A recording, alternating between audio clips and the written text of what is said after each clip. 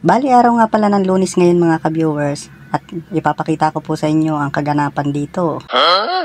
Bali ngayong araw na ito mga ka-viewers ay meron po kaming tree planting. Bali ang itatanim nga pala po namin dyan mga ka-viewers ay ipapakita ko po sa inyo ay may goyabano at saka po may kawayan. Kaso lang po ang aking napili ay kawayan. Iwan ko ba sa aking sarili bakit kawayan pa yung napili ko? For today's video mga ka-viewers ay ngayon ay ang kaganapan dito sa aming lugar ay napakaganda. Hindi totoo yan. Dahil nga marami akong mga kasama dito at kasama na rin ang mga kontraksyon at saka poultry boy. Kaso lamang dito ang nangyari sa isa kong kasama, mukhang ang itatanim yata ay damo. Gago! Bali sa pagtatanim nga pala ay minikos-mikos na lang po namin dyan ang pagtatanim kahit abot bukong-bukong baon lang basta may maipakita lang mga ka-viewers na nagtanim ka. Bali may tarpaulin nga pala kami dyan at pakibasa na lang po mga ka-viewers.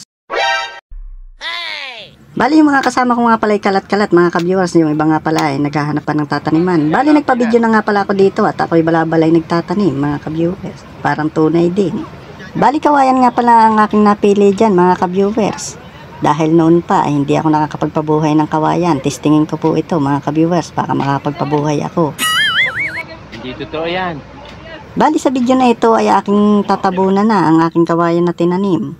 Bali nagpakana pa nga ako ng isa dito. Bali dalawa nga pala yung aking pinili na kawayan. Kung hindi man mabubuhay yung isa ay meron pang isa. Bali inumpisa na nga pala ng kasama kong hukayin ang aking pagtataniman at ang napakababaw man din. Bali pinabukan nga pala yung tarpaulin dyan para sakaling maganda sa ating camera.